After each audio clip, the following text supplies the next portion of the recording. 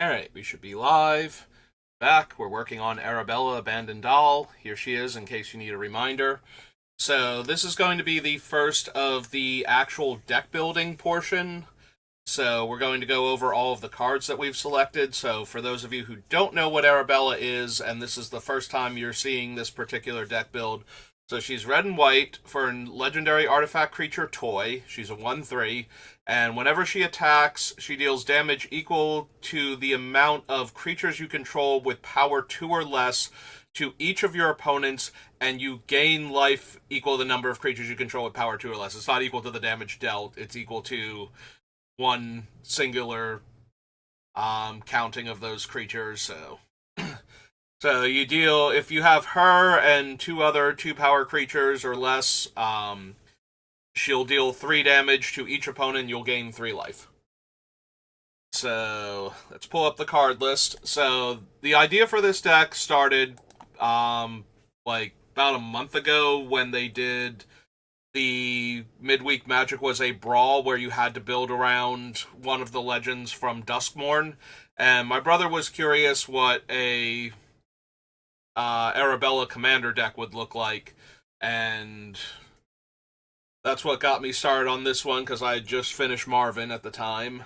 So, alright. So we have Plateau. Don't worry if you don't have it. It's not essential to the deck. The dual lands are incredibly replaceable. It's just that I have them, so they are going in every single deck that I build. But they are not essential. The one thing I will say about Arabella, though, is that she is very low to the ground relative to some of the other commanders I've built. I don't think she realistically gets past 8 mana, ever, and she's way more likely to cast spells on 6 and less than she is to ever cast anything on 7 or 8 without help, like City on Fire has Convoke, for example, so that's actually pretty easy to get around, even though it requires like 8 or 9 mana normally.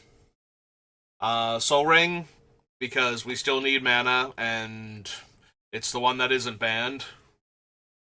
Swords to Plowshares is one of our key removal spells. So we have cards like City of Brass on the list because of 2 cards that, if they stay on the list, we'll need cards like City of Brass. If they wind up getting cut, then we'll lose all of the lands that deal damage to us. We'll get to them later, though. Mishra's Factory animates into a creature. I don't think I bothered putting a lot of the other ones similar to this on the list, like Mutavault and whatnot, but it does help that you can just tap the land to turn it into it. Like, you can tap it and use the mana from it to activate itself if you're not attacking with other creatures. Land tax, we will not be ramping with land, so we are way more likely to be behind on land on board from at least one of our opponents. So this will let us search our deck for additional lands. Gorilla Shaman is one of the options for our artifact hate. It has the ability to destroy cheap artifacts very efficiently. 0-drop artifacts can be killed for 1, 1-drop artifacts can be killed for 3, and you add 2 mana for every casting cost above that. I don't know if it will stay on the list, but it's a 1-power creature that kills artifacts, so there's a chance it will stay on. Keljoran Outpost is one of the most questionable lands on the list because it requires us to sacrifice a plains when it comes in, or it just goes straight to the graveyard without us getting the chance to activate it. It does have the ability to pay 1 and white and tap it to make a 1/1 creature, though, so it does have the potential to stay in. In Light and Tutor, we have a lot of creature-making enchantments and a couple of enchantments that will punish the opponents for us having large numbers of creatures, and a few that multiply Arabella's damage, so we have plenty of valid targets for it, including Sacred Mesa. So it's a 3-mana enchantment. At the beginning of our upkeep, we lose it if we don't sacrifice a Pegasus, and it can make Pegasus tokens for 2 mana. 2 mana is way above rate. The cheapest we can make a creature where we can just dump mana into something and make creatures is normally 3 with no drawbacks. This is 2, but we lose one of those creatures on our upkeep, and if we don't have any and we don't make any in response to the trigger, then we just lose the enchantment entirely.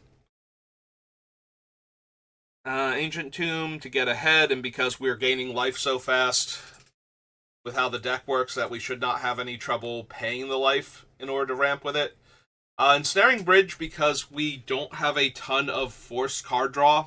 Like, we have to draw a card for the turn, but a lot of our other card draw is optional, so we can choose to draw extra cards with the effects that we have when we want to, and that allows Ensnaring Bridge to stop opponents from being able to attack us. We only need one card in hand, which will be the card that we drew for the turn, if nothing else, in order to attack with Arabella under an Ensnaring Bridge.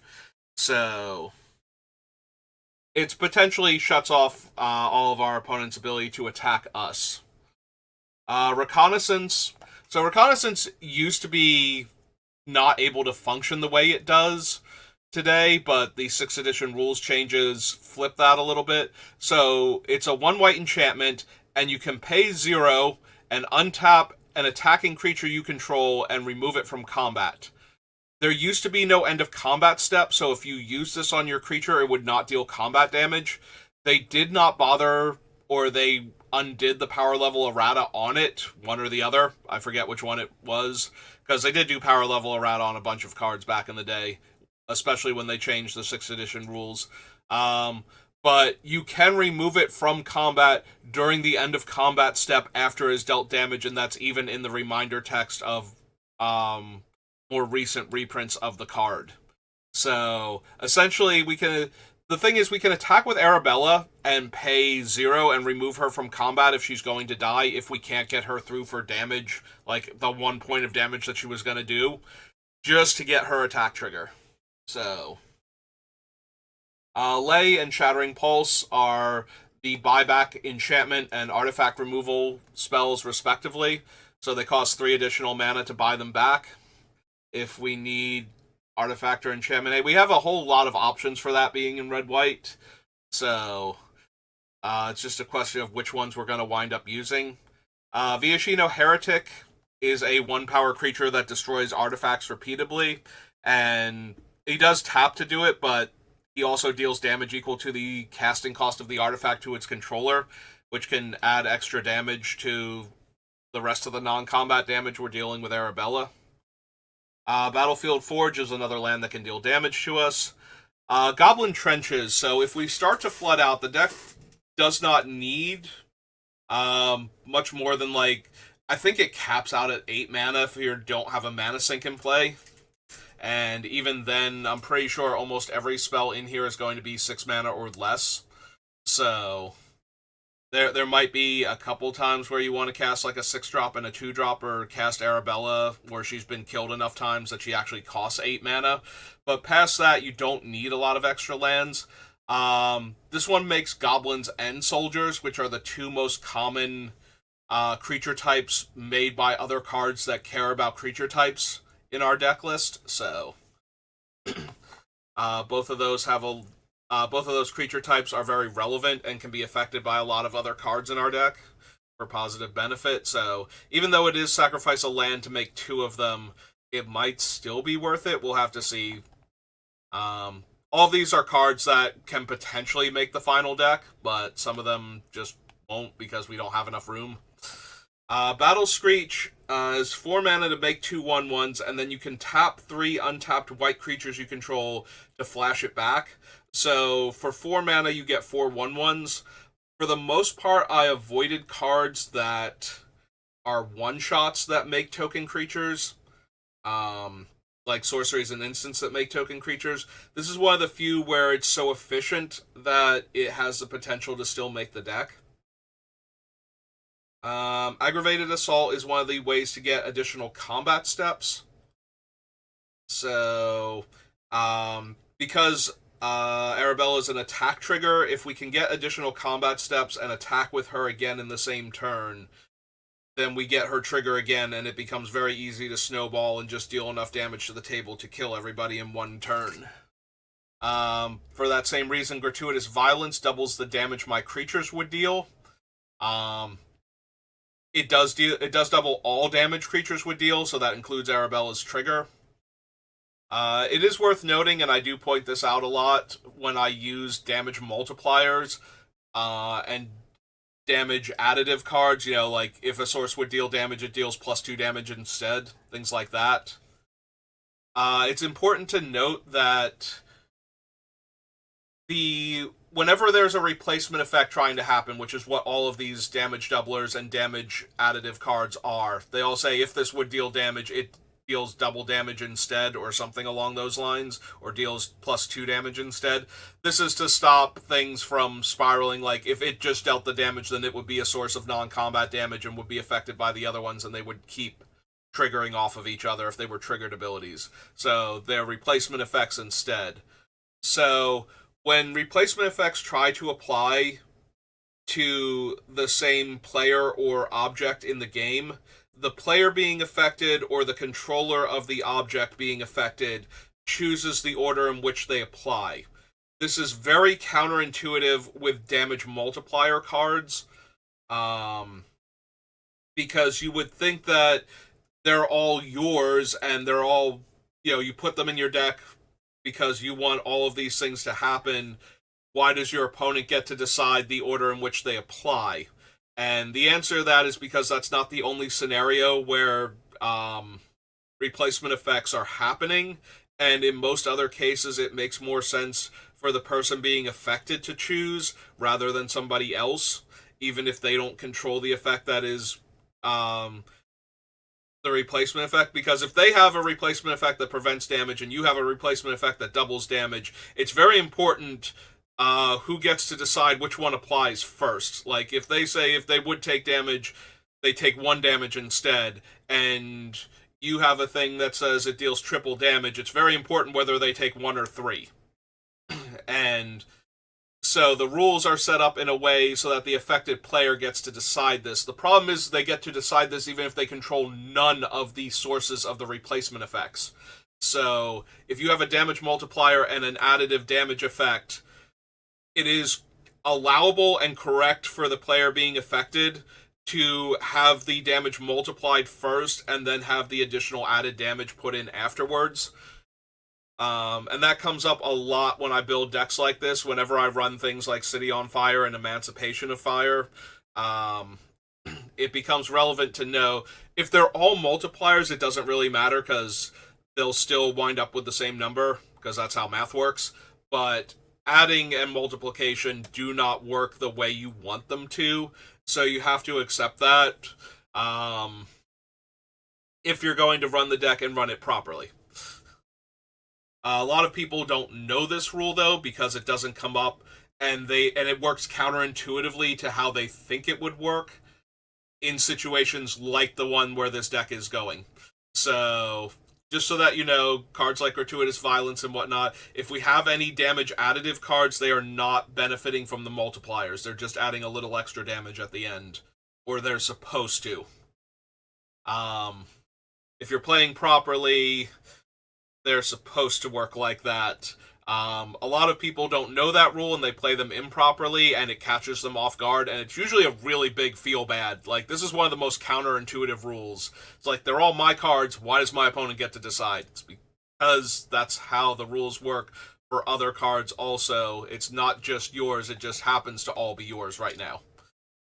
Anyway, I always bring that rule up when I have damage multipliers. Like I said, most people I have played with do not know this rule and get caught completely off guard by it. The first time it happens, and because I know the rule and you're playing against me and you're trying to add in all of this extra damage to me and I would like to live, I will explain how the rule works to you. And this way, if you're getting explained to it now, you don't get caught off guard when you're actually playing the deck and you run into somebody who knows how it works. Also, now you know how it works, so basically, you're at best being really shady and at worst cheating. Like, if your opponent just goes, how much damage is that? And you're like, well, It's this much damage, I guess, and you just do it the way you want it to be, and then they take the damage. Because they don't want to do math and they don't want to apply their replacement effects, but technically, and from a tournament standpoint, the correct response to that is, well, how are you applying the replacement effects? In which order? Because they are all affecting you. So, yeah, just be aware of that one. Alright, moving on. Mobilization. When I said before, 3 mana for a 1/1 creature is about the best rate you're going to get with no drawbacks. Mobilization is one of the few cards in our color combination that actually fulfills that. Everything else is like 4 mana, or it taps the thing, or something. There's some other limitation on it that stops it from being 3 mana, make a 1/1. Weathered Wayfarer is another way to tutor lands and can find us our dual lands and other things. We have all the fetches. Again, they're not necessary, they're helpful. If you don't have the fetches, it's going to negatively impact Sensei's Divining Top, which is a card I run in almost every single commander deck I build. So you probably want to lose that if you're going to lose all of the ways you have to shuffle the deck on the list. Siege Gang Commander is a 2/2 that makes 1/1s. And it's one of the better... I am a creature that fulfills Arabella's power and toughness power requirement. She doesn't really have a toughness requirement. Fulfills her power requirement and makes 3 bodies. So for 5 mana, you get 4 creatures that meet Arabella's requirements. And we also have several cards that can make token copies of creatures we control, which means we would get another Siege Gang Commander and his 3 tokens again. So... Duplicant is a 6 mana 2/4 that exiles a creature when it comes in. So, and then its power and toughness become the power and toughness of the creature it exiled. If it did not exile a creature, then it's a 2/4. So, this way we have a creature that is base power and toughness what we need it to be for Arabella, like it's still a 2-power creature, but it can also be used to exile our opponent's creatures. We might not wind up running this. This was just an add to the list because I'm adding things that seem relevant to the deck. But if we have enough better removal or more efficient removal, then we might lose the duplicant. The only thing about this is, like I said, we do have a lot of creatures that can make token copies of our creatures. So it might be relevant that we can make a token copy of a creature that will then exile things. It does not lose its abilities. It doesn't become a full copy of the creature it exiles. It just copies power and toughness, and I think it adds in the creature types. So it's a shapeshifter and whatever creature types the thing it exiled is. Leonin Sun Standard is a way to mass pump our team cheaply, and it pumps when we want it to, so that way we're not at risk of making our creatures too large and not getting Arabella's trigger. It is one of the most efficient spend mana pump my team in all of Magic, honestly. It's 2 mana per activation and gives your creatures +1/+1 until end of turn. So, Lightning Greaves is to make Arabella haste, so that way she can attack immediately when she comes down, because her attack trigger is our primary way of winning the game. It also protects her from targeted removal if they don't kill her when the Lightning Greaves goes to equip on the turn she comes down. And it's way too efficient to not run. If you need your commander or something else in your deck to have haste, Lightning Greaves is one of, if not the most efficient ways to do it. It costs less mana than Fervor and cards like Fervor, Rhythm of the Wild and whatnot, and it costs no mana to equip. So the only things that are doing better than it are cards that give your opponent's creatures haste as well, like Mass Hysteria and Concordant Crossroads, or cards that have other costs to give haste, like Need for Speed, which can sacrifice a land to give one of your creatures haste until end of turn. I think the Lightning Greaves is the best one out of all of them. So, Sad Robot is in here to get us a little extra mana, gives us a card when it dies, and it's a 2-power creature. Skull Clamp is one of our best ways to draw cards. We have a lot of token makers in the deck, and quite a few 1 toughness creatures on top of that. So Skull Clamp can very easily be 1 mana, draws 2 cards over and over again until we run out of mana sometimes. Definitely until we run out of creatures, if we really want it to be. So, and we can attach it to Arabella and make her a 2/2, so that way she deals an extra point of damage when she attacks.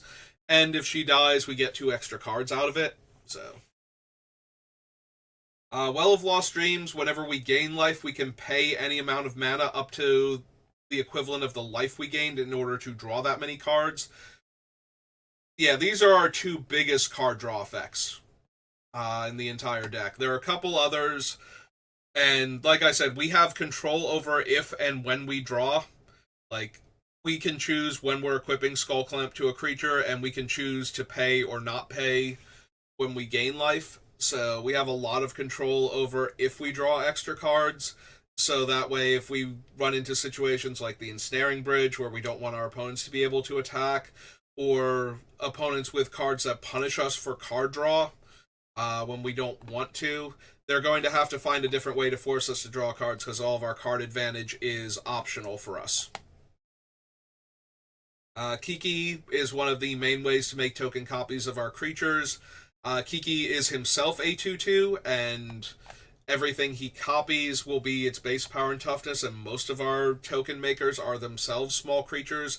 So Kiki represents a huge boost to our commander's damage output. Sensei's Top, like I said, I put it in every commander deck I build, and then have to find a reason to not run it afterwards. Runetail is part of a small subgroup of cards that have the ability to protect our creature from being dealt damage.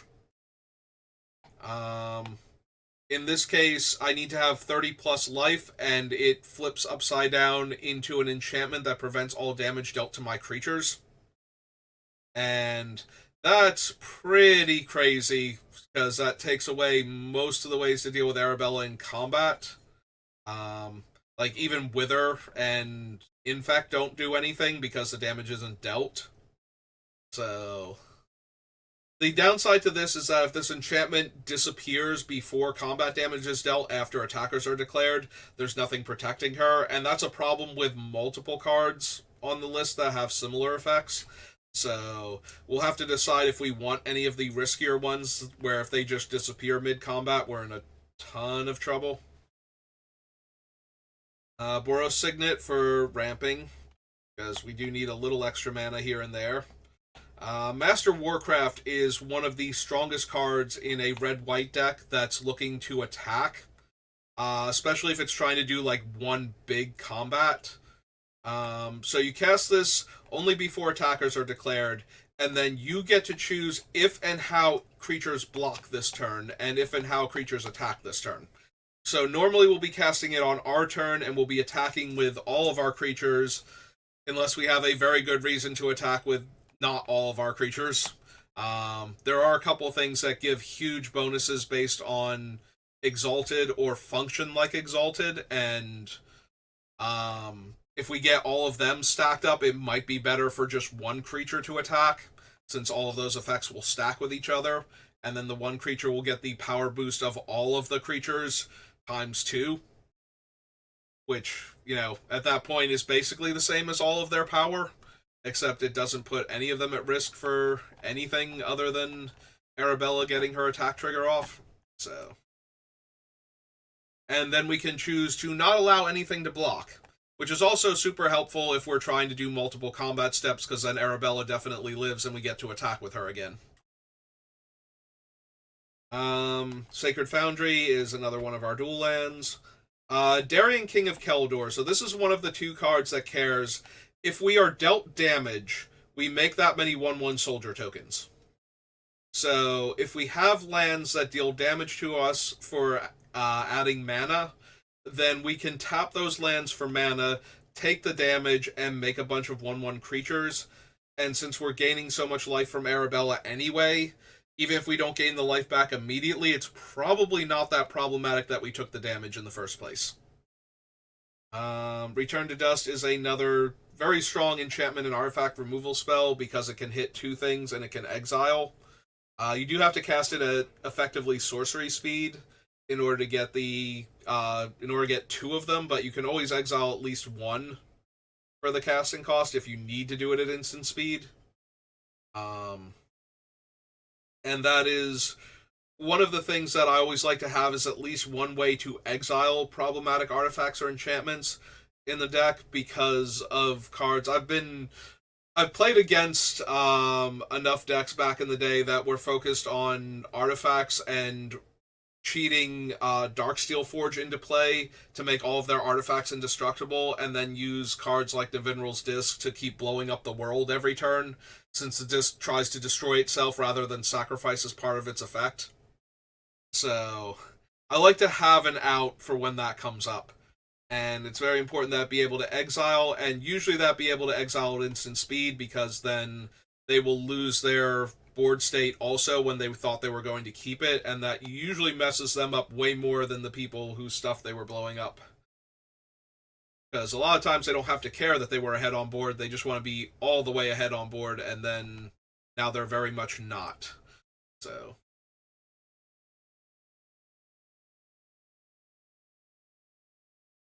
alright, so we have to have mass removal spells to catch us back up when we fall behind, and Austere Command is one of them.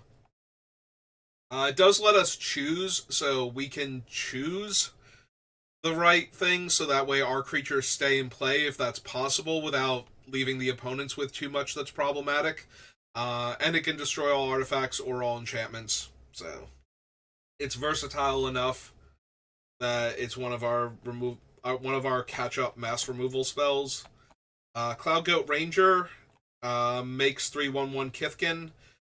So it's a lot like Siege Gang Commander, except that the Ranger itself is out of range of Arabella, which is a bit disappointing and would be the factor in why it doesn't make the cut if it winds up getting cut from the deck. But it is important to know that it's still, within range. Like, the tokens that's making and the casting cost for it is still good enough. And also, copying it with Kiki and our other similar cards means a lot of extra bodies for Arabella.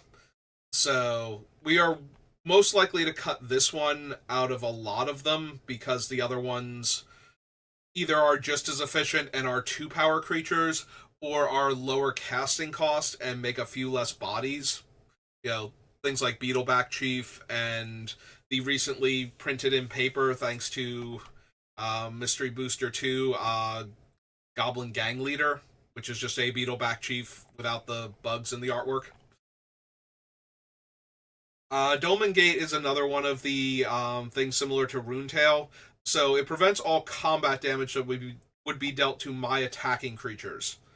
It's a 2-mana artifact, so it's very cheap and very easy to get online quickly and start attacking with Arabella, but it always runs the risk that your artifact will get destroyed mid-combat and Arabella will become vulnerable and die in combat as a result. So another one where we have to weigh if the risk is worth the reward. Malicious Pride is an enchantment, so whenever I attack, I can pay a white for each non-token attacking creature I have, and make a 1/1 Kithkin that's tapped and attacking. There are a lot of cards like this in the deck that are when I attack. Since Arabella herself is an attack trigger, we can always stack the other things above her and let them resolve first and make the creatures, and we can stack any attacking creatures get buffs that I've selected, because they're all triggers as well. Below that, I avoided cards that just say attacking creatures have a power boost, because we'll have no control over. As soon as we declare them as attackers, they're out of range of Arabella. If they start off as like 2-power, now they're 3-power. So, and there's no time to put her thing on the stack above it, because it's not a trigger. It's just it's a statement. It is a static effect, and it is true if your creatures are attacking. So, but with this one, we can actually make 1/1s if we can pay mana per creature that we have. And you don't have to pay for each. If you attack with 10 creatures and you only have 5 white mana, that's fine. You can still spend 5 and make 5 more 1/1s. So it does still work if you don't have enough mana for all of the creatures. You don't have to pay white per creature in order to do it. Like, you're not required to spend the 10 mana. It's just you can spend white up to as many times as you have attackers to make extra 1/1s. Mirror Entity is one of my brother's favorite cards. He plays Riss a lot of the time when we play Commander, and this is one of his absolute favorite cards in Riss. So, because we are a go wide strategy, I included this because he'll want it in there. Also is a very good card in our deck. You can pay 1 to have all of your creatures become 1/1s until end of turn. So any of your larger creatures like the Cloud Goat Ranger that you need to get in range to deal extra damage, you can do that. And then, after Arabella's trigger has resolved, you can then spend as much mana as you have in order to make all of your creatures into that power and toughness instead. So that way, when they actually get into combat, they can start dealing damage and killing your opponents and whatnot. So it both lets your creatures be small enough for Arabella and then makes them titanic when they actually deal combat damage. Windbrisk Kites, we are definitely attacking with 3 or more creatures in most cases, or at least will be capable of doing so. So any powerful cards that we hide under the Windbrisk Kites will be able to cast mid-combat. Idyllic Tutor, same reason as Enlightened Tutor. Revelark, when it leaves the battlefield, we get 2 creatures with power 2 or less.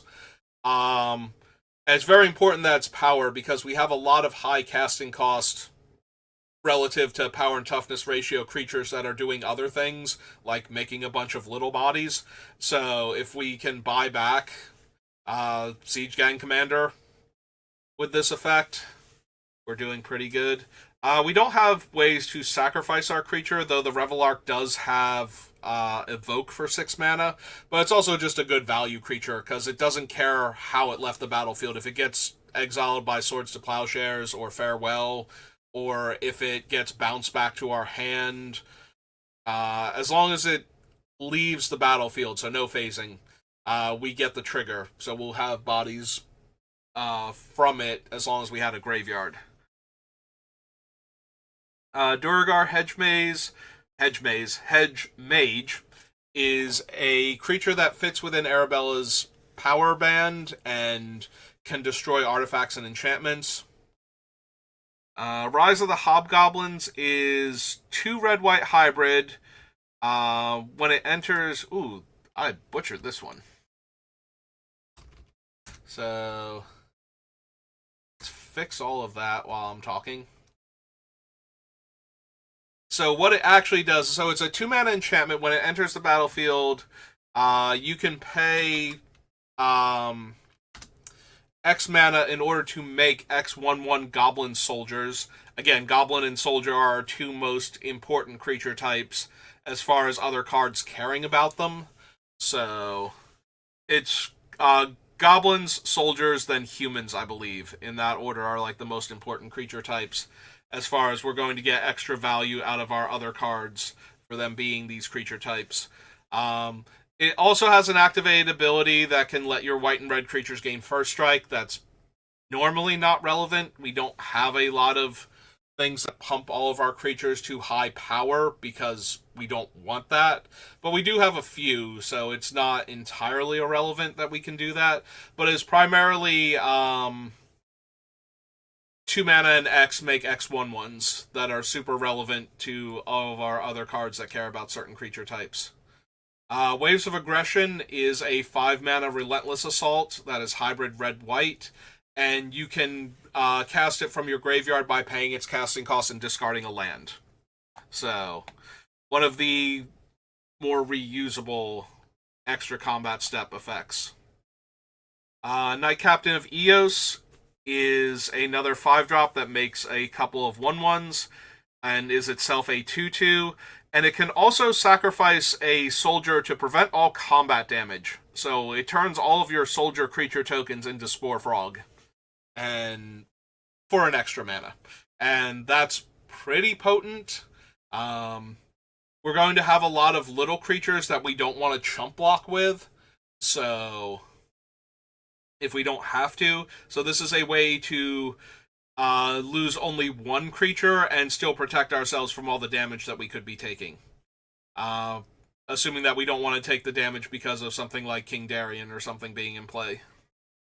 Lapse of Certainty is a card that usually makes my short list for white decks that don't have access to blue, because it's a very disruptive spell, even if they do get to redraw the spell later on and cast it again.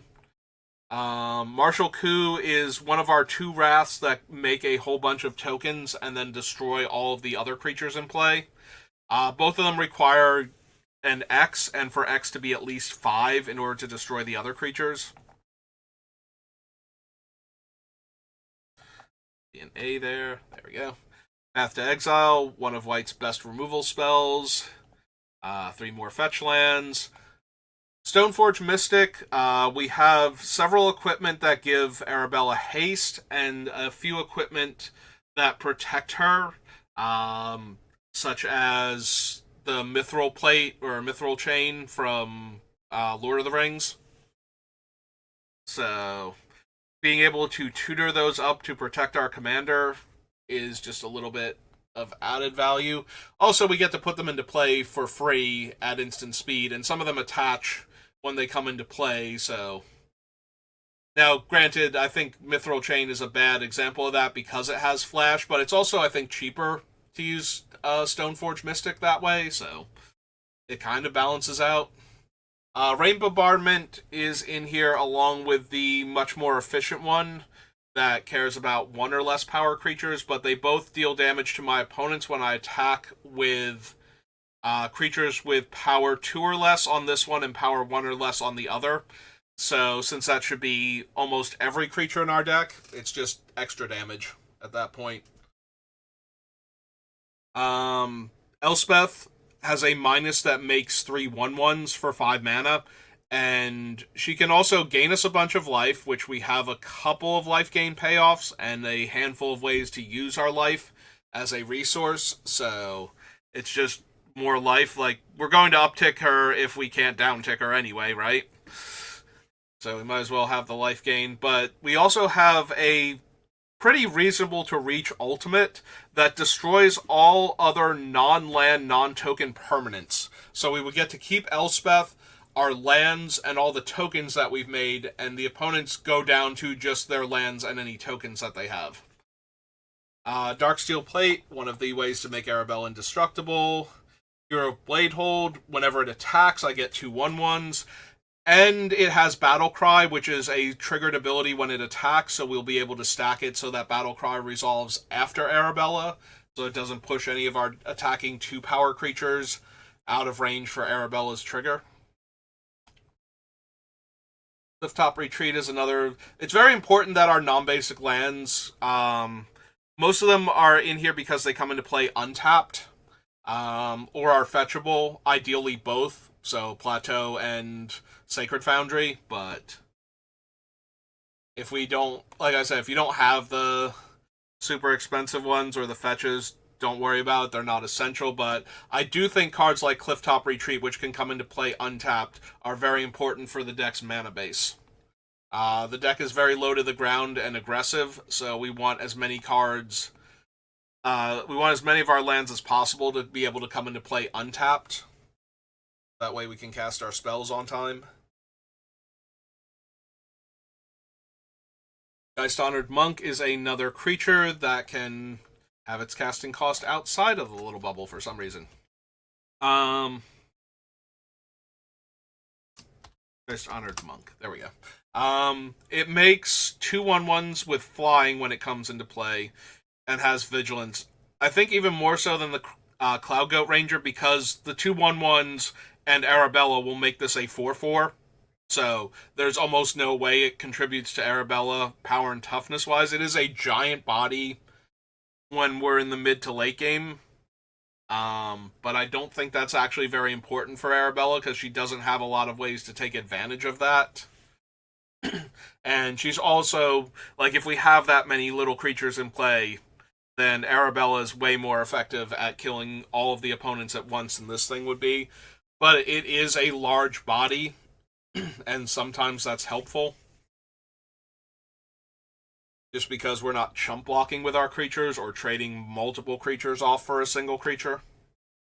Mentor of the Meek is another card draw thing because all of our creatures, except for like 10 of them, 15 of them on the total list, I think are in range, and if they're not in range, they are almost definitely making something that is. So, Village Bellringer is one of the ways we can technically go infinite if we want to. It is a 1 power creature that untaps our creatures when it comes into play, which means it can untap Kiki Jiki and all of the Kiki variants. The variants are not infinite, they all require mana and or some other resource in order to make a copy of them, but or make a copy with them rather. But that's okay because it's still dealing a lot of extra damage for Arabella's trigger. And they're 1/4s that are going to go away at end of turn anyway, so we might as well be attacking with them. Unless we have all the Exalted stuff out, in which case they're gaining Exalted too, so they're still contributing to the damage Arabella can deal. Hellrider deals the damage when I attack for each attacking creature, so that's just a lot of extra damage if I'm attacking with everything. Increasing Devotion is another one of the very few one-shots. Technically it's a 2-shot though, because you get to flash it back if you ever get to 9 mana, which the deck shouldn't do very often, if at all. But sometimes games drag on, and sometimes you run out of other resources, and if you have this, it's a whole lot of bodies in one card, and that's a way to get back into a game that's been dragging on and where you've lost a whole bunch of stuff. So if we do decide to run Creature Make... Also, the front end is 5 mana for 5/1/1, so it's actually a decent enough rate that I'd at least consider it. Requiem Angel, most of our creatures are not spirits, so having all of our tokens be able to die into other tokens is super helpful. Thraben Doomsayer, it taps to make a 1/1 human. If you ever have 5 or less life, your creatures get +2/+2. This one was relatively early in the card selection process, but it is just tap to make a 1/1, so that's how it got onto the list. Also, if we have 5 or less life and we didn't die, that's actually pretty impressive, because we gain a ton of life, so either we should have gotten just demolished, or we should still be at a healthy enough life total. Like, a lot of times we're not going to die until we're taking way more damage than we could have ever lived through.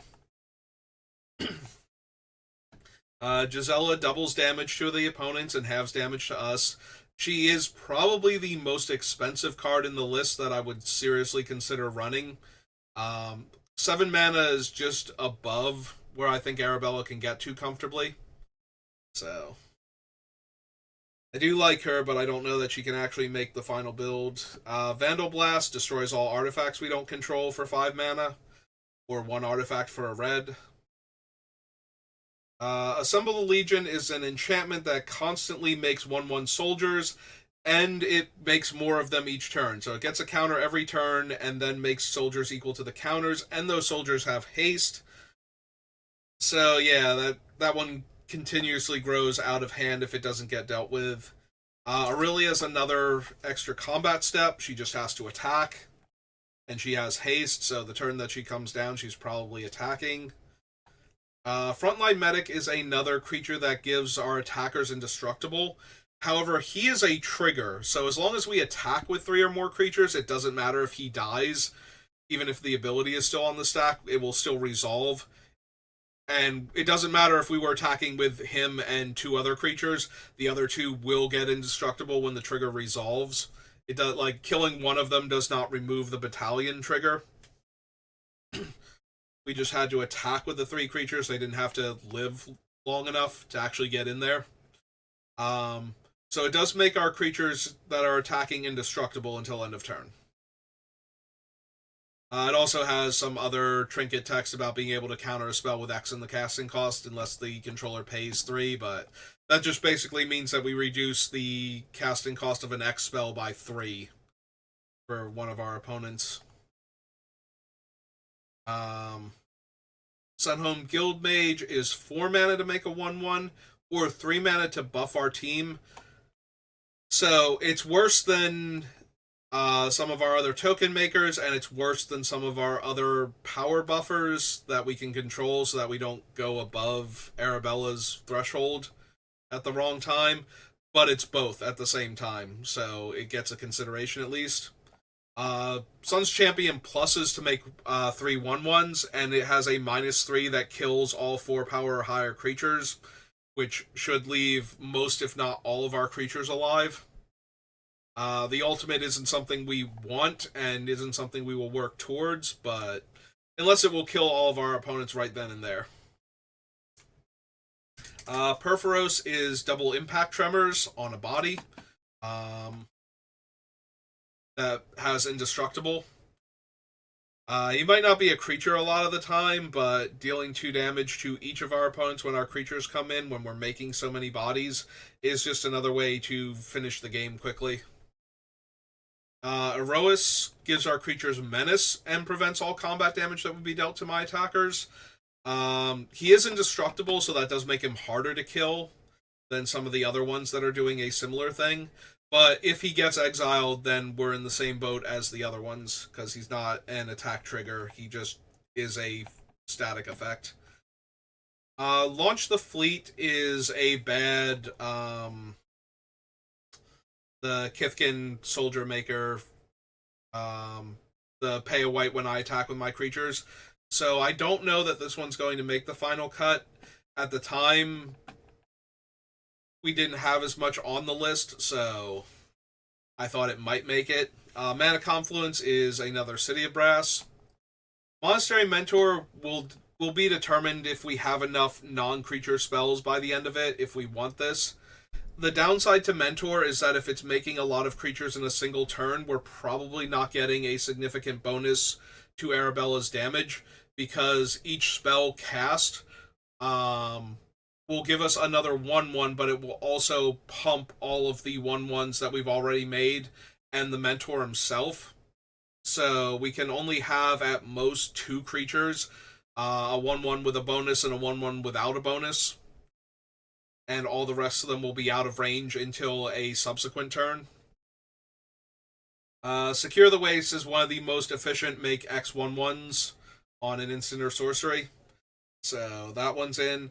As are the other ones with similar costs, even if they're not. This one is the strongest because it's an instant, but there are other ones that have a lot of strength but are sorceries to make up for that. So, like the one where your opponents could theoretically choose to also make X1/1s, the Tempt with Vengeance, which seems pretty suicidal to do against this deck, but who am I to argue? If my opponent wants to be tempted by making a lot of 1/1s. Retreat to Emeria has landfall make a 1/1. Both this and the slightly better Felidar Retreat are on the list. In both cases, we probably don't want to buff our creatures, especially not the Felidar one because it puts counters on it.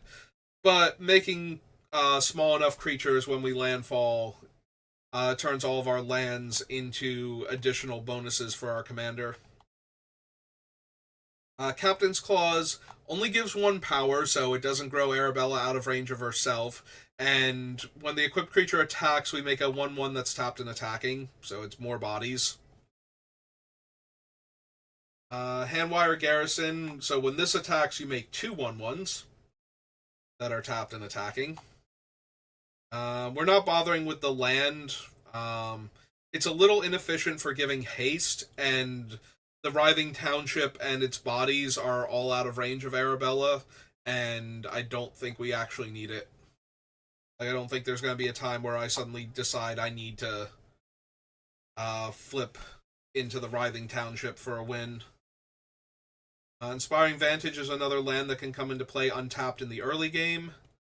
Visionary Augmentor is 4 mana for a 2/1 that makes 2 1/1s, or puts counters on himself, but most of the time we'll be making the 2 1/1s. Felidar Guardian, similar to Village Bellringer. It doesn't work with all of the things that Bellringer works with, but it does still work with a bunch of them, so Carry Zev, Aether Revolt is one of the very first sets I look at because I go alphabetically. So Carry Zev is a 1-3 that makes a 2-1 that goes away at the end of combat. I don't know that she's going to make the final cut, but she is two creatures that count towards our commander for 2 mana. Release the Gremlins, can destroy a bunch of artifacts and make X 2/2s, so very similar to Pest Infestation, except it makes X 2/2s instead of 2 times X 1/1s, which would be much better if we could run it, but we can't. Speaking of doubling tokens, Anointed Procession. Combat Celebrant is another creature that can give us extra combat steps. It's also relatively cheap at only 3 mana. It does not naturally have haste, but there are cards in our deck that can handle that. And we do have to exert it, and we can't untap it and exert it again in the same turn. So we will only get 1 extra combat step from the Combat Celebrant.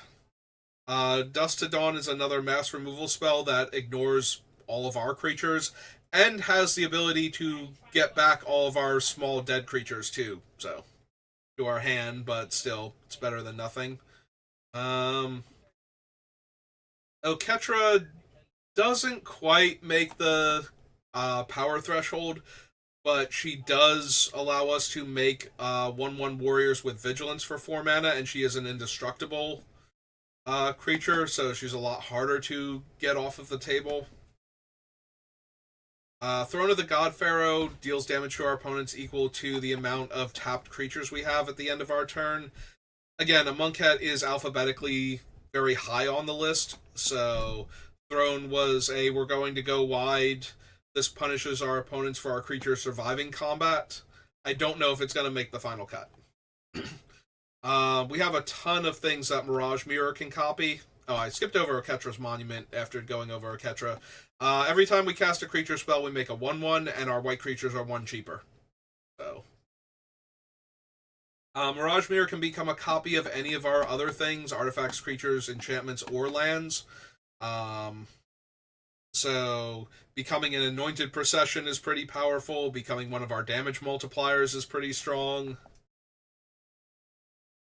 Legion's Landing is a 1-drop enchantment that turns into a land that can spend 3 mana and tap itself to make 1/1s, and it makes a 1/1 when it comes in, and attacking with 3 creatures is trivial.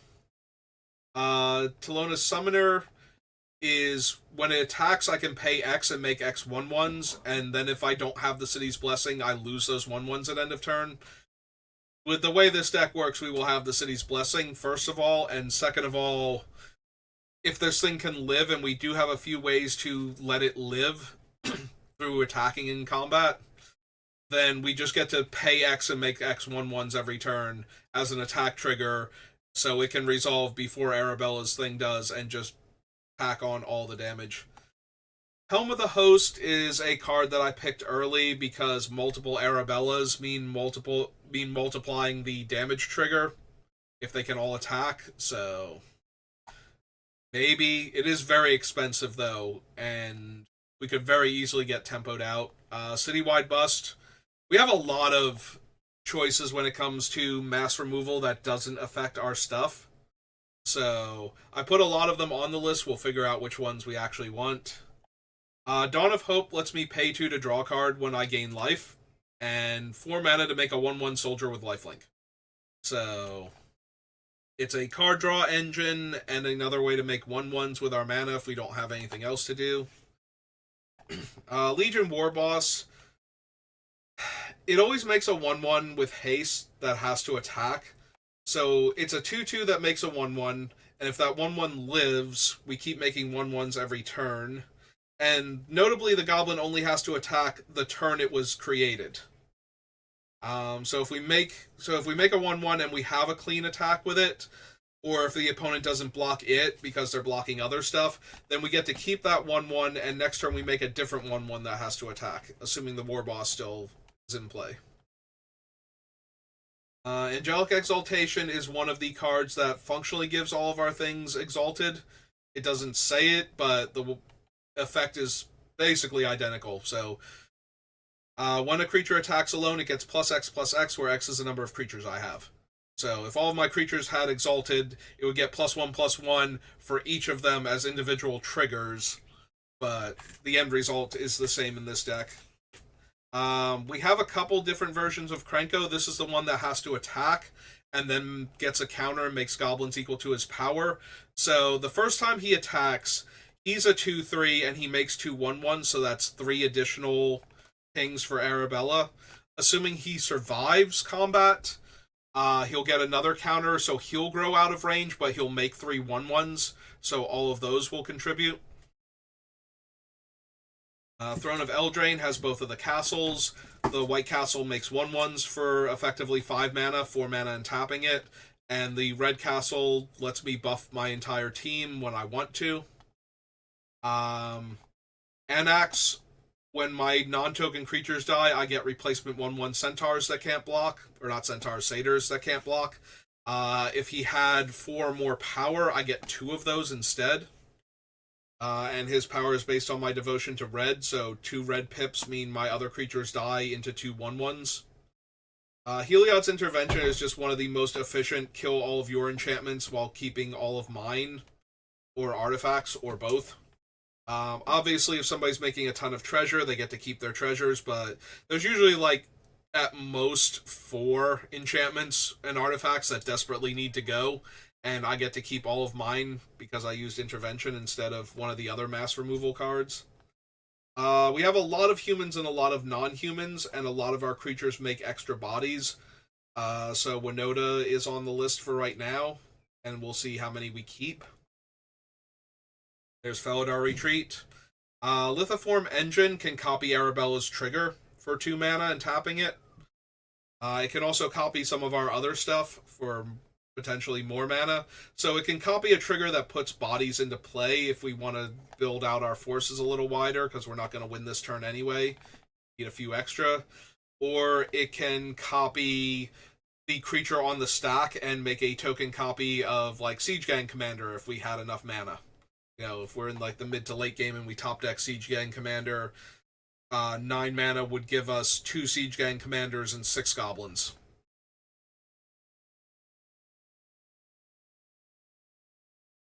Needle Verge and Pillar Verge are one of the more player friendly, like more financially friendly lands that come into play untapped all of the time and can be whichever color we need at the time. So it's on the list. Sorry if the noise gate picks up the background conversation. They are enjoying their game show network.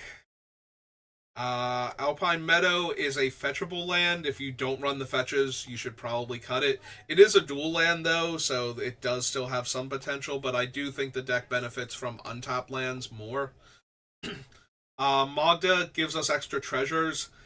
There aren't any dragons in the deck, I don't think, but having a cheap, efficient creature that can attack and make us treasure. So both her and Ragavan are on the list for that reason. Obviously, Ragavan's a lot more powerful, but Access Tunnel can make our commander unblockable. Fury Calm Snarl is another land that can enter the battlefield untapped. Battlecry Goblin. It is itself a 2/2. It can buff all of our goblins, and if we attack with 6 or more total power, I make an additional 1/1 goblin. So I do have to attack with 6+ power worth of creatures in order for the trigger to go on the stack. It's not like we can attack with, like, 5 power worth of creatures, including this and Arabella, let Arabella's trigger resolve, and then activate the Battlecry Goblin to boost its power to 3 to give us 6 power. That doesn't work.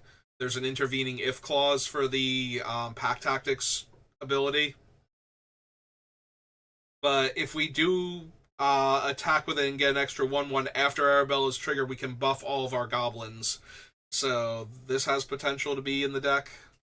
Den of the Bugbear, it becomes a 3/2, but when it attacks, it makes a 1/1. So if we have clean attacks with it, at least we can make additional creatures that way. Also, it's a land, so it's a threat that's a lot harder to deal with outside of land destruction. it dodges a lot of sweepers and then stays on the board to be a threat later on. That's actually adding more creatures for Arabella. Zariel, she can give all of our things +1 power and haste, which will push some of our creatures out of range of Arabella. But if it's the only way I can give her haste and get in for a lot of damage, then that's probably still fine. More importantly, it can make the 1/1 Devil tokens that die to deal a point of damage. And if I ever get to her emblem,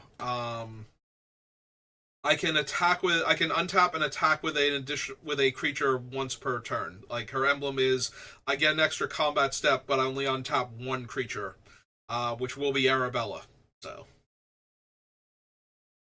Adelaine is a 3 mana. She's always going to be out of range because she's a star 4 based on the number of creatures I have.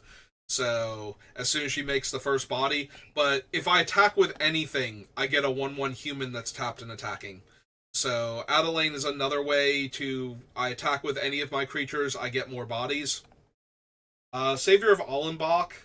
So it's a 1/2. So we do have creatures that are larger than it, like 2 power creatures, and occasionally a 3 power creature. So every time it trains, I exile up to one creature from play or from any graveyard. And when this leaves the battlefield, doesn't matter where it went, again, very similar to Revelark, you return the exiled cards to play under their owner's control. So if I train this from a 1/2 to a 2/3 by attacking with it and one of our 2 power creatures, and I exile Siege Gang Commander or something similar to that, and then this dies or gets blinked or anything else happens to it, I get Siege Gang Commander into play and get all of his tokens. So, and this works with any of our dead creatures. Um, so yeah, Savior of Allenbach is in here specifically to get our dead creatures from the graveyard directly back into play. Also worth noting, if we copy it with any of the Kiki effects, then we will be able to attack with the token that we made and something with 2 power, grow the savior to a 2 power creature and get something from the graveyard, and then have that token die at end of turn, even if the opponent doesn't kill it in combat, and get the thing that we exiled back. Which means even if we lost the thing we attacked with in order to, like the 2 power creature, to get in range, we might still be able to get that one back next turn by attacking with the one that we brought back and the savior and the copy of the savior. So, Sundown Pass enters untapped starting as our third land. So it's always going to enter tapped on the first 2 turns, but by turn 3 it will enter untapped, which is still soon enough for it to be relevant to our early game. So it will always come into play untapped. Not always, but like 90% of the time it'll come into play untapped when we need it to. And then some amount of the time we won't have a turn 1 play and we can play it tapped when it's in our opening hand, in case we're at risk of not finding our third land on time. And we've kept this hand in this hypothetical, so should be fine. Welcoming Vampire lets us draw a card when our 2 power or less creature comes into play once per turn. So it's not amazing, but we have a few of them like this. These are the closest to force draws in our deck, where if there's, a Narset or Smothering Tithe or something where we'll have to draw cards because it's really hard not to. But we do, if it's absolutely essential that we don't, we can choose not to by not playing our creatures out. Fable the Mirror Breaker is a backup Kiki that makes a 2/2 that makes treasure, and it lets us rummage for a turn. Farewell is the strongest mass removal spell in Commander. So, and we get to choose. Like, if we have too many creatures and it's our opponent's enchantments and artifacts that are the problem, we can just exile those and we'll just lose Arabella to artifacts. And if we want to keep, like, our broken enchantment, but we need to get rid of their board state that they've made with theirs, then we can just choose creatures. And it exiles graveyards for good measure. Lion Sash is our repeatable graveyard hate for reanimator decks and spells, or decks that loop spells from the graveyard and that sort of thing. You should always have at least one card that can handle that. Jaxus is a bad Kiki Jiki, but she at least lets us draw a card. When the token that she makes dies, she does have to discard a card to make a copy, though. Rabble Rousing, if we attack with a creature, we get a 1/1 citizen that's not attacking for each creature that we attack with. And if we have 10 or more creatures, it's a hideaway enchantment, and we can cast a spell for free. So, if we attack with Arabella and 5 creatures, we make 5 additional, or 6 additional 1/1s at that point, and Arabella hits for 12, and we get to cast the spell out from underneath the enchantment for free, if we want to.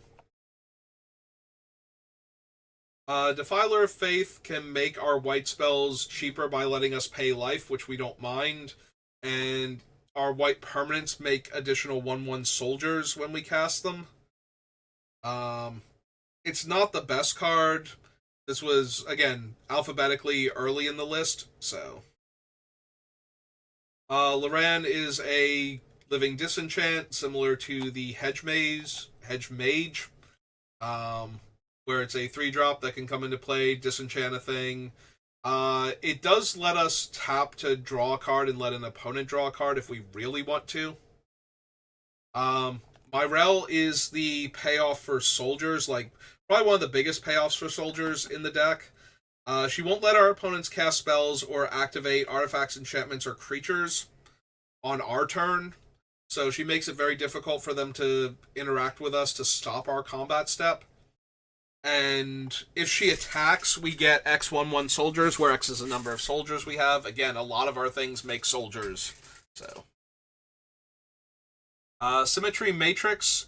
Almost every token that we're making, in fact, I think literally every token that we make, is a 1/1 or 2/2, which means we could pay 1 to draw a card if we wanted to, for every single token that we make. Tokasha's Welcome is another, it's Welcoming Vampire as an enchantment. Mirix is a land that can make 1/1s. I don't really care that they have Toxic 1. I'm not trying to win that way, but we have 3 different things that just happen to make a lot of 1/1s that have Toxic and can't block. It's more to get Arabella's trigger. We should be able to kill before we're in any danger of killing somebody with poison counters this way. Mondrak doubles our tokens, so she's in here. Skrelv's Hive makes a free 1/1 every turn and we lose a life. Honestly, if Bitter Blossom were somehow in white or red, I would run Bitter Blossom, so we're running the white Bitter Blossom, even if it's not as good. Solfim is a damage multiplier, so she's also in. White Sun's Twilight is the makes the might version of Martial Coup, and we get to gain X life to make up for the fact that we can't block with the creatures. Archangel Elspeth, she can make a lifelink creature, and her ultimate reanimates all of my cheap things from the grave, all of my non-land cards with CMC 3 or less, which is an awful lot of our deck.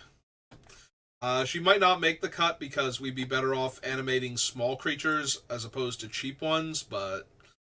And we don't really care for her -2 because it grows the creature out of range. Although if Arabella flying means she can get in for an attack or 2, it's probably worth it. City on Fire triples damage and has Convoke, so the 8 casting cost is actually not that hard. Ortheon is the worst of the Kiki variants. He costs 2 mana to activate. Or you can spend 9 mana, make 5 copies of the thing, which is hilarious, but probably not anything we're doing. If I cut any of them, he's too big for Arabella on his own, and he costs more mana to activate than any of the other ones. All of the other ones fit within Arabella's power range, and cost less mana to activate, so. Anduril is cheap enough to equip to Arabella, and while it does grow her out of range, her attack will also make 2 1/1s that are tapped and attacking. So she'll make up for the fact that she's no longer triggering for that she doesn't count for her own trigger with the two 1/1s that she makes. Also, if we put this on a non-legendary creature that can safely attack, then the 1/1 spirits won't be attacking, and we can build them up until we're ready to attack with Arabella. So, um, Eowyn is just good at exiling creatures, and I don't know if she's going to make the final build, but she's cheaper than um, what's his name, Duplicant. So she has the potential to. Horn of Gondor is the only one that actually cares if we're making humans, but we do make a lot of humans. It's our third most prevalent creature type, I believe. So, and it just grows exponentially if it's not dealt with. Minas Tirith is a land that can let us draw cards if we attack with multiple creatures. Mithril Coat has Flash and gives Arabella Indestructible. Reprieve, same thing as Lapse of Certainty. Battle for Bywater is yet another kill all big creatures and let my little guys live. The food is irrelevant. It's almost never going to come up. One Ring lets us trade in life for cards, and boy howdy do we get a lot of life. So, pretty sure we can safely activate the One Ring a lot before we have to actually start worrying it might kill us. And then we have things that exile artifacts and enchantments if we desperately need to. Song of Totentanz makes X1/1 similar to Secure the Waste. They can't block, but they do gain haste, as do any other creatures I had come into the battlefield this turn. Stroke of Midnight is one of the best catch-all removal spells. Beast Within that can't hit land and only gives them a 1/1. Onimpakal starts off as a 1/2. Whenever I attack with a non-gnome, she gets a 1/1 counter, and then I make that many gnomes. So she's worse than Krenko as far as she only cares about counters on herself, and we have nothing else that adds 1/1 counters, really, because we don't want to normally. But she doesn't have to attack, so if I can attack safely with something else, I'm getting 1/1 gnomes, and I get more every time I attack. So even if the 1/1 winds up being a chump attack, and the whichever defending player I choose for it to be attacking eats it, as long as the other thing got to get through for damage, or live at least, then we can just keep attacking, and the next time we'll have two 1/1s, and we'll get extra damage from Arabella, and so on. Ogier Ta can potentially triple our tokens, so she's in. Roaming Throne, we choose Toy, normally, and we can also choose some of the other types that are making the tokens, but since they're kind of a bit scattered in what they are, we're normally going to choose Toy and just double the trigger from Arabella.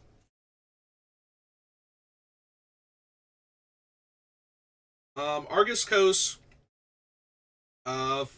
is within the power threshold for Arabella, and if it can attack an extra time in a turn, it will also just straight up kill a creature. The first turn that it comes down, it can attack if we can give it haste. Like, it'll come in, we'll suspect a creature, we'll give it haste, we attack with it, it exiles a creature. Okay, fine, we did it. Then it exiles a creature every other turn, if we really want it to. It can also make, like, problematic things unable to block. So, large creatures that were going to eat Arabella now can't. Unless they have multiples. So there's that. And we can eventually get around to exiling them. So. Assemble the Players lets us cast our low power creatures off the top of the deck. So the biggest problem with this one is the number of non-creature cards we're going to have, plus the small number of creatures that don't fall within this range. So it might not make it just because of that. Connecting the Dots exiles the top card of my library for each creature I attack with.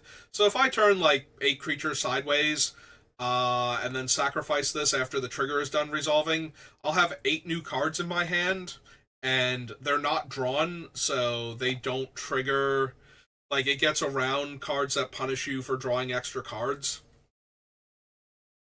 Delne doubles up on our triggers from our little creatures, so they make the cut. Elegant Parlor is a dual land, one of the few that we have access to. Um, Calamity makes copies of our creatures, so if we saddle Calamity with Siege Gang Commander, we can make 2 Siege Gang Commanders if we want to. If we saddle Calamity with a Siege Gang Commander and something else that has a useful ability, we can make 1 of each. Also, if the creature we're saddling Calamity with, who only needs saddle 1, is small enough, the tokens will also count for Arabella as well. Hellspur Posse Boss is 4 mana and makes 2 1/1s.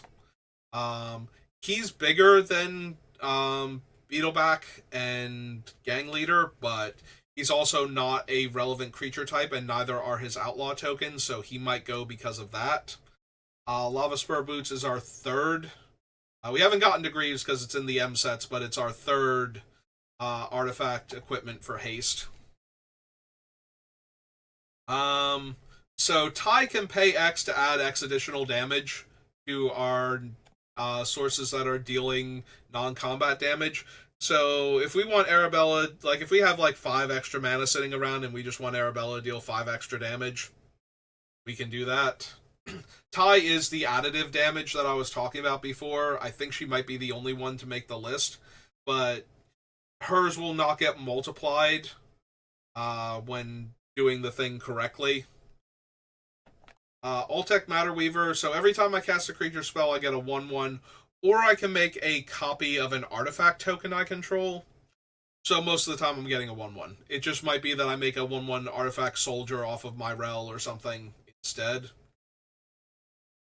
Also, if we make a token copy of one of our artifacts with Kiki, we can choose that instead, which might be relevant.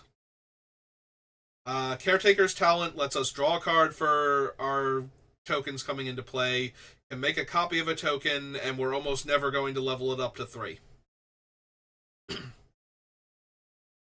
Season of the Burrow is mass removal that can also make us 5 1/1s if we need it, so it's probably just better than the Conqueror's Pledge or whatever, the make 5 1/1s flashback, make 10 1/1s, 12 1/1s, however many it was. Star Charter, at the end of any turn in which we gain life, we get to look for a creature with power 2 or less in the top, however many, top 4 of our deck. So it might not make it because it's too large, but it definitely gets us a card every turn that Arabella can attack. Storm Splitter is interesting if we run the cards that make the Monastery Mentor good. They will also make Storm Splitter good because each time we cast one of those cards, we'll make another Storm Splitter for each one we already have. Warren War Leader can make a 1/1 copy of itself and can either make additional 1/1s when I attack, or can buff my team, and it is an attack trigger, so we will get to stack it if we want to buff the team instead. Arabella's our commander. We should probably have one of those. Dollmaker's Shop. As long as we're attacking with something other than Arabella or the tokens this one makes, we'll get a free 1/1 toy each time. Also, unlocking the other side to just win the game is definitely a potential thing we can do. Enduring Innocence is Welcoming Vampire that doesn't stay dead the first time. Fear of Missing Out. If we actually achieve Delirium can allow us to attack again with Arabella, and is itself a creature that's within range for her power requirements. Overlord of the Mistmoors is a Grave Titan in white, and its tokens fly, so it has a lot of potential. Also, we can Impending it for 4 mana, so we can actually cast it. Razorkin Horde Caller. We attack with anything, we get a 1/1 Gremlin. Jolly Balloon Man is another Kiki variant. Imperial Recruiter tutors for most of, if not, doesn't tutor for all of our creatures, it tutors for most of them. Sun Titan can get back most of our things. Um, it might not make the cut because it is limited to 3 casting cost. Again, power would be better if it was bringing back creatures, but Grand Abolisher, we already have Myrel, so we might not wind up running him. He is a small creature that stops our opponent from messing with us during combat, though, on our turn. Swiftfoot Boots to give her haste. Krenko, we make a lot of goblins to begin with. Krenko exponentially makes goblins the same way Horn of Gondor makes humans. Odric, if we can attack with 4 more creatures, including Odric, we get to choose how creatures block this turn. So we can choose to not have them block most of the time, or to make bad blocks in the rare occasion where that's correct. Sublime Archangel literally gives all of our creatures Exalted, and has it herself, so every time we attack with just Arabella, she will get +X based on the number of creatures we have. Psionic Resonator can copy the trigger. Young Pyromancer, same as Storm Splitter and Monastery Mentor. First response is every turn, like each upkeep, if we took damage at all during the previous turn, we make a 1/1 soldier. So the lands that ping us to add mana give us a way to deal damage to ourselves on the opponent's turns if they're not going to attack us. So that way we'll get a 1/1 per turn for each turn in the cycle. Pia and Kirin are a 4-mana 2/2 that make 2 1/1 flyers. The flyers are worse than the goblins, but they're still better than some of the other random tokens we're making. And sometimes it's nice to not have everything be the same type, just in case somebody's going to kill all of creatures of a certain type. Sigil of Valor, again, if a creature attacks alone, gets +1/+1 for each other creature I have. So, all my creatures have Exalted functionally. Lena is one of our most expensive cards that has the high potential to make it in. So she's a 3/3, but she makes a 1/1 for each non-token creature I have, so she makes at least 1 for herself. And you can sacrifice her to give creatures you control with power less than her indestructible until end of turn. So she can save almost every creature in the deck by sacrificing herself, and will make a 1/1 for each non-token creature you had when you cast her. Leonin Warleader is a bad Hero Blade Hold, which might still be good enough. Attacks, it makes 2 1/1s with lifelink that are tapped and attacking. So this Ajani has the -50 or -15, has the -0 if we have 15 or more life than our starting life total, so 55. We just get to exile all of our opponent's creatures and artifacts. So we can very easily cast this for 4 mana and exile our opponent's entire board states. And then it does other stuff that's fine with our deck. Apostle Purifying Light is a pro-black creature that can exile graveyards. So M20 is listed as core set 20, so it's alphabetically very high on the list. And having another way to exile graveyards is not terrible. We're probably just going to stick with the Lion Sash, though. If I decide we need both, then this will be the other one. This Chandra is the one that is 0 to make 2 1/1s. It's also -2 to flashback one of our cheap instants or sorceries.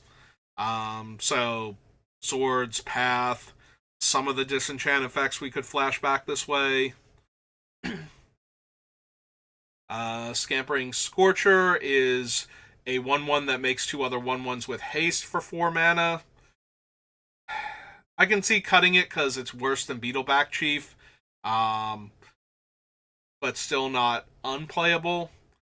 Sky Knight Vanguard, if it attacks, it makes a 1/1 soldier that's tapped and attacking, and it's a 2-drop. So that lets us get started pretty early making extra bodies. Starting to lose my voice, but we're almost at the end, I think. Basri. So, +1, put a 1/1 counter on a creature and it's indestructible until end of turn is fine for letting Arabella attack. even if it grows her out of range of her own effect. But the -2 is when I attack this turn, I get a 1/1 soldier that's tapped and attacking for each non-token attacking creature I have. That one seems pretty good.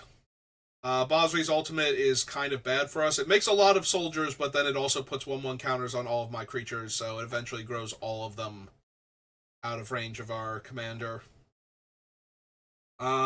Incinerator costs X less based on non-combat damage we've dealt, so we could very easily cast a 1 mana 6/6 Trampler in this deck. And when you deal non-combat damage to an opponent, this deals that much damage to one of the opponent's creatures or planeswalkers. So, an Arabella that's attacking for like 7 damage from her trigger also lets us smite each of our opponent's creature. Like, for each opponent, we get to choose a creature or planeswalker they have and deal 7 damage to it. Seems like it might be worth. Fire Emancipation is triple damage. Idol of Endurance. ETB, it exiles all of my cheap creatures from my graveyard until it leaves the battlefield. So if it gets destroyed, even in response, our creatures will wind up back in the graveyard or will just stay in the graveyard. And it has the ability to let me cast one of the creatures that's exiled each turn for 1 white and tap. And we don't have to pay the casting cost on the creature. So it's 1 white and tap and cast a creature out from underneath it. Speaker of the Heavens is 1 mana for a 1/1 that can tap to make 4/4 flyers. If I have 7 or more life more than our starting total. The 4/4 flyers are kind of whatever, but the Speaker is itself a 1 mana 1/1. So, Subira, also known as Mrs. Teferi. She has the ability to make our low power creatures unblockable, like potentially all of them for 1 mana each. She also lets me discard my hand and draw cards equal to the number of creatures I deal combat damage with that have 2 or less power this turn. I have to discard as part of the cost before they deal the combat damage, but that's still pretty potent. Recruiter of the Guard is Imperial Recruiter, except it cares about toughness instead of power, so there's a few less things it can tutor for. Sanctum Prelate lets me name problematic casting costs, usually 4 or 6. 4 being Wrath of God, Damnation, Nevinral's Disc, and 6 being Farewell, Austere Command, things like that. So if I want to head off any problematic things, and it is itself a 2/2, so it's still within range for Arabella on top of that. Regna from Battle Bond, if I gain life this turn, I make 2 1/1s. She's probably too expensive. Battle Bond is obviously very early in the thing, alphabetically. Blaring Recruiter is 3 mana, make a 1/1, so it might stay in because it's one of the more efficient creature makers. Generous Gift. We already have Stroke of Midnight, but I might still want additional ways to kill problematic stuff. Sunbank Canyon comes into play untapped, and we can trade it in for a card later. Talisman is early ramp, and it deals damage to us if we wind up running the other cards.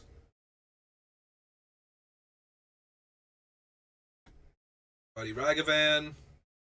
He's here to make mana and possibly do other stuff. Who knows? He's a clever monkey. Modern Horizons 3 Ajani. Makes a 2/1 and is himself a 1/2, so he's already in range for Arabella's 2 bodies for 2 mana.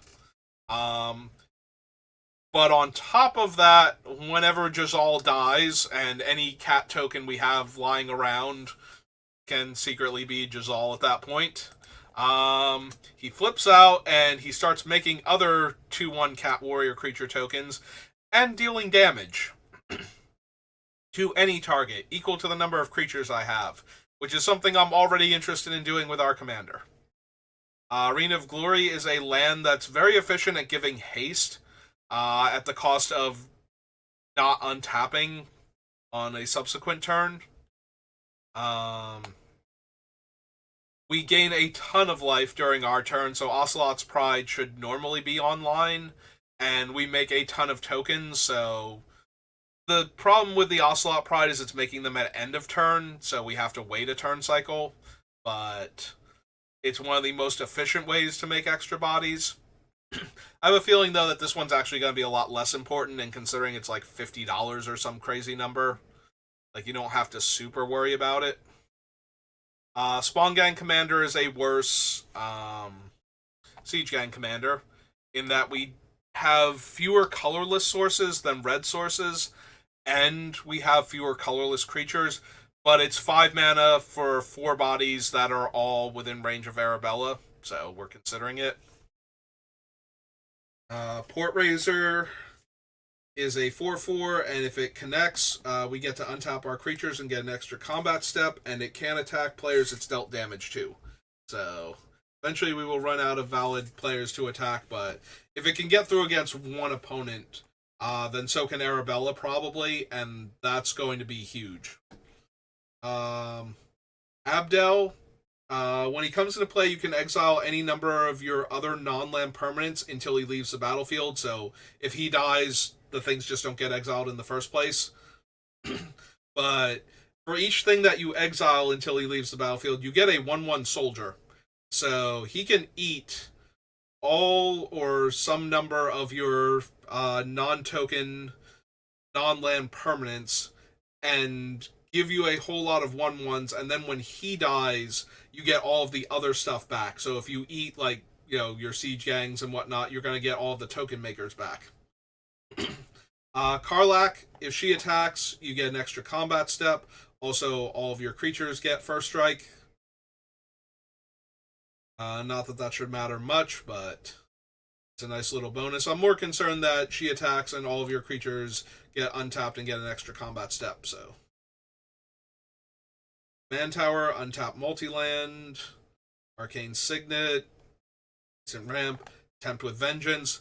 Nobody should be giving us X11s, but Red and X make X11s is the best rate we're going to get. Like I said, for Secure the Waste. This one's a sorcery, but if anybody makes the mistake of agreeing to the extra tokens, there's actual Jazal, Ajani's brother. So he's out of range, but he has a very powerful overrun effect that you can pay mana to activate. And if you have 10 mana, you can activate this twice. Creatures you control, attacking creatures you control get +X/+X, where X is the number of attackers. So go wide really finishes the game. And we don't have access to any of the other similar cards like him, since most of them are green, so. Teferi's Protection phases out our tokens so they don't die to wrath effects, and they also are not getting blinked or anything, so they're not dying to that either. Loyal Unicorn is another one of the... so if I control my commander, at the beginning of combat is a trigger. My creatures will gain vigilance and prevent all combat damage that will be dealt to them this turn. So this is one of the ones that's a trigger, so we don't have to worry about the unicorn dying. It just has to make it to combat in order to trigger. Loyal Apprentice makes a 1/1 Thopter at the beginning of combat on my turn if I have a commander in play. Idol of Oblivion lets us draw a card if we've made a token this turn. The making a 10/10 doesn't matter. We're almost never going to do that.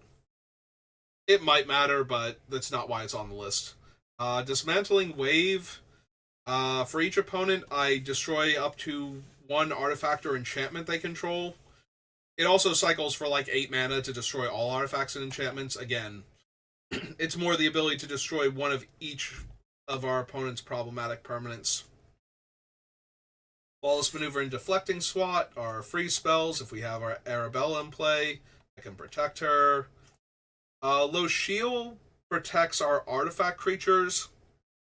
He does have to be in play for that, and if an artifact creature I control enters the battlefield, I draw a card once per turn. He's probably not going to make it, but they're all from Commander decks, so this is like Commander 2019 or 2020 or whatever. So he was pretty early, and I didn't know how many artifact creatures I was going to wind up with.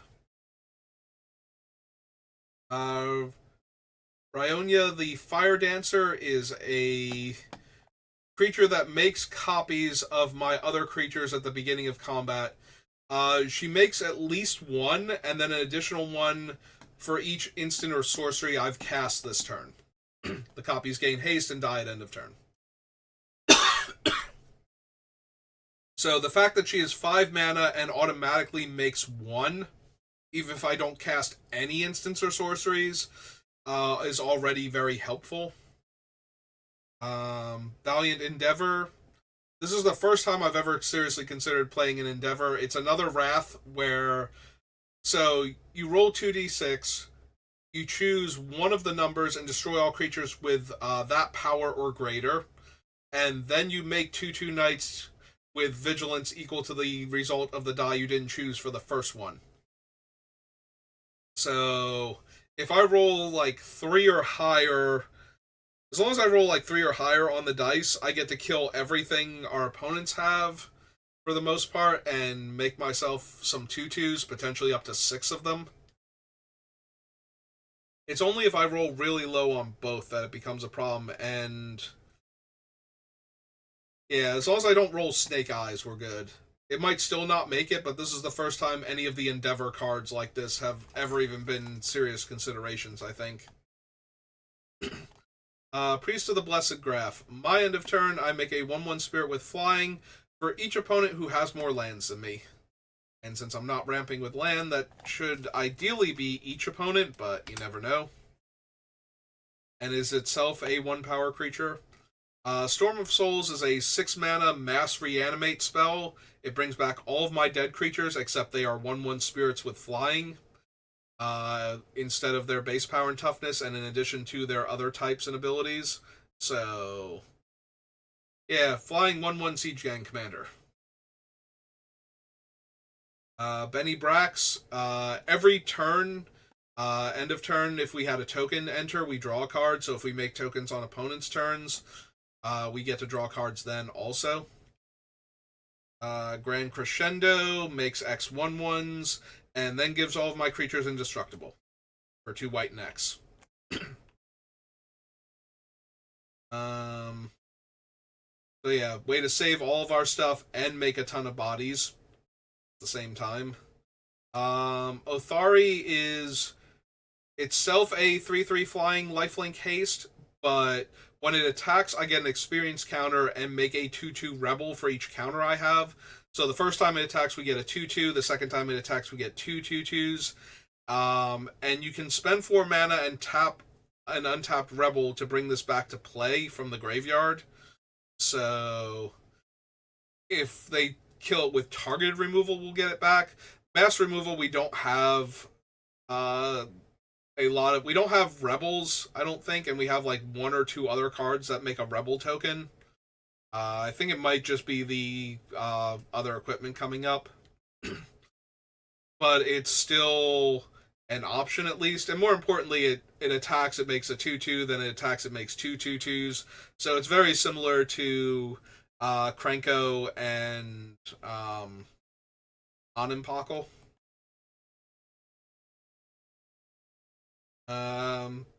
Clever Concealment is a Convoke spell that has the most important part of Teferi's protection in that it can phase out my creatures. So technically it can phase out any of my non-land permanents. But to me, that's the most important thing, is that Teferi's protection can save our stuff from things like Farewell. And because we're a go-wide token deck, it can also save our tokens from any Wrath. So Hexplate Wallbreaker. It's an equipment, and as long as the equipped creature gets to attack, then we get an extra combat step. So the same thing we were getting from some of the other creatures, and it comes into play with a 2/2 token that attaches to it immediately, so we can potentially get the value as early as casting it and equipping the token with a haste effect. Chivalric Alliance. So when I attack with two or more creatures, I draw a card, and I can pay two and discard a card to make a 2/2 knight on top of that. So not only do we get extra draw steps, we also get to turn the cards into creatures that count for Arabella. If we don't have any other options with them, if we're already flooding, don't need that land. Excise the Imperfect is a worse generous gift for the most part, except that it exiles the permanent instead of destroying it. And as I stated earlier, I really like being able to exile super problematic cards if I can. Wildfire Awakener, it's 3 mana plus X, and it enters the battlefield. It creates X 1/1s, and the 1/1s have, when they attack, they deal a point of damage to a player. Not to the player they're attacking, to a player. So this one is, if we spend 4 mana, we get an extra 1/1 that deals a point of damage when it attacks. And every point after that. It's a little annoying that it's a 3/2, but it does have Convoke, so we can tap all of our creatures to help cast it, and then get that many more 1/1s on the board, and then Arabella can attack and hopefully just win the game. Fourth Aerolingus makes X 2/2s with haste and trample, and if we deal combat damage this turn, we become the Monarch. I'm not thrilled about introducing the Monarch, but it's only 1 more mana than cards like Secure the Wastes and Totentanz's Song, and it makes 2/2s instead of 1/1s. So I have a hard time arguing with that for the efficiency. Um, Ramus Ekor, the Ancient Shield, is an artifact that causes me to make 0/3 walls if I cast two spells in a turn, and gives all of my defenders Exalted. So each of these walls will count as an extra thing for Arabella, and if she attacks alone, we'll give her extra power on top of that. So it might not make it, but we definitely can draw enough cards that we can cast 2 spells in a turn, because a lot of our spells are relatively cheap. Charismatic Conqueror. So this is one of those ones that I've heard a lot about, but I've never had a deck that really wanted it until now. When an opponent's artifact or creature enters the battlefield untapped, they may tap that permanent. If they don't, I get a 1/1 vampire with lifelink. So either their creatures and artifacts are entering tapped, or they are giving me free 1/1s, and of note, they can't just tap their things for value and then have it go, well, it entered, but it's tapped now, then I still get my 1/1, because they didn't tap it for my effect. So if they have, like, tap an untapped creature do a thing, or if they sack the treasure immediately for mana, it does not stop me from getting my 1/1 vampire. So. Unexplained Absence can kill 1 problematic permanent per opponent for 4 mana. And I always like cards like that, even if it does give them a 2/2 replacement creature. We Ride at Dawn gives my legendary creatures Convoke, which is only okay, but when my commander attacks, I get a 1/1 mercenary. So it's another way to get a free creature every time I attack. And we do have a couple of powerful legendary creatures. Like Myrel and the 6-drop and King Darien, so it's not entirely useless for the Convoke half.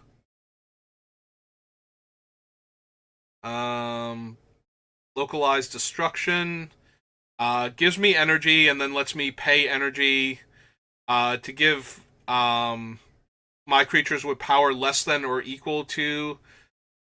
I'm sorry, it should be with power equal to or greater than? Yeah, I'm pretty sure it's supposed to be either less than or equal to or greater than, so I'll have to double check that. Equal to the amount of energy that I paid, indestructible. So I get 1 energy and I get to make Arabella and all of my 1 power creatures indestructible. So and then kill all other creatures. So it's another one of the rests that's not hitting my stuff, but it will hit my opponent's smaller creatures, so that's kind of interesting. Sawhorn Nemesis, it enters the battlefield, I choose a player, and if a source would damage that player or their permanent deals double damage. The upside to this thing is that A, it's small enough that it counts for Arabella, and B, we do have ways to copy it for our other opponents. Siege Gang Lieutenant is a Siege Gang commander that makes 2/1/1s on my turn if I have my commander instead of when it comes into play, and it can only deal 1 damage by sacrificing a goblin. Jackrabbit enters the battlefield with X11 counters, and when it attacks, I make X11 rabbits based on its power. So first it enters with X additional 1/1 counters. Also, if X is 5 or greater, I get to draw a card because it is the Ravenous mechanic from Warhammer. Agate Instigator has Offspring, and when my other creature enters the battlefield, it deals 1 damage to each opponent. So it is a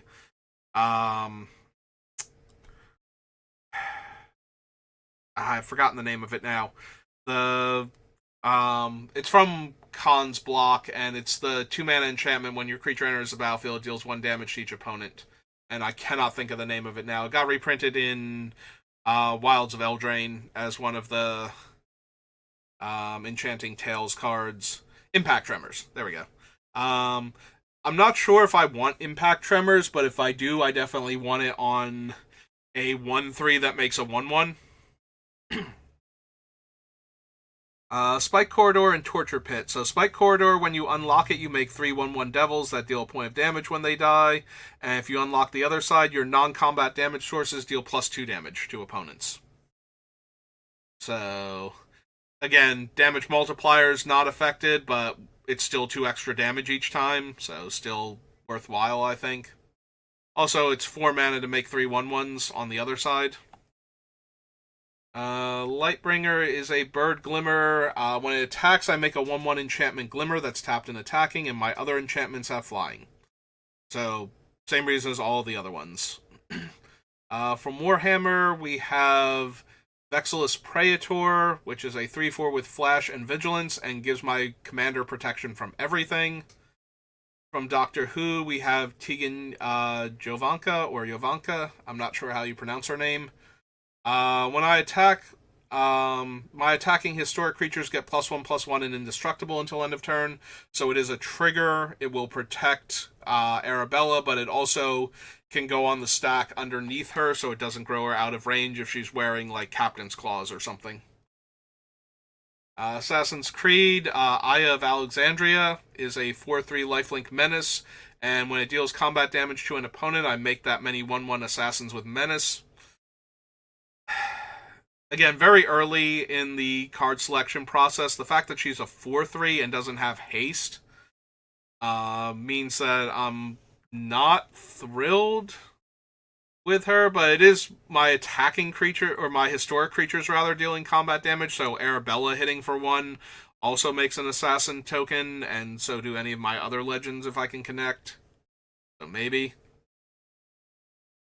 Brotherhood's Regalia gives Arabella Ward 2 and Unblockable, in addition to making her an assassin, so you can just attack every turn, ideally. Overpowering Attack. It untaps all my creatures, and I get an extra combat step. But if I've dealt damage with my commander, this only costs 3 mana. So if I can make Arabella unblockable, I can attack with her again for only 3 additional mana, so... Beetleback Chief, 4 mana 2/2, makes 2/1/1s. Release the Dogs is a 4 mana spell that makes 4 1/1s, so cost-wise it's pretty efficient. And then from the others, we have Goblin Gang Leader from the Mystery Boosters, Goblin Goliath, which ETBs makes a 1/1 for each opponent I have, so we're probably making like 2 to 3 1/1s. Usually don't play against like 4 people at a time, like 5 players.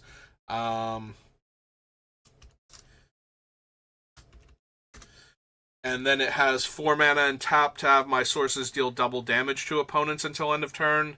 And Fiendish Duo makes my sources deal double damage to my opponents. Alright, so I have talked myself nearly hoarse for almost 2 hours, and that is every card on the list. So, my brother is taking a look at the list. He started last night, but we kind of ran out of time, so he'll be looking at it again later today. And he'll give me any other suggestions for cards he wants to see added, or for things he really wants to keep in the deck. And then we'll start making we'll actually start making the deck where we'll start eliminating cards from the list until we have a probably 60 land, 40 spells, maybe a little bit. I'm sorry, 60 spells, 40 lands, maybe a little bit less on the lands because she doesn't have a lot of high casting cost stuff, and I'm expecting her to be on the lower end of the mana range anyway a lot of the time. But we'll see. So thank you for watching, and I will see you next time. Have a good rest of your day.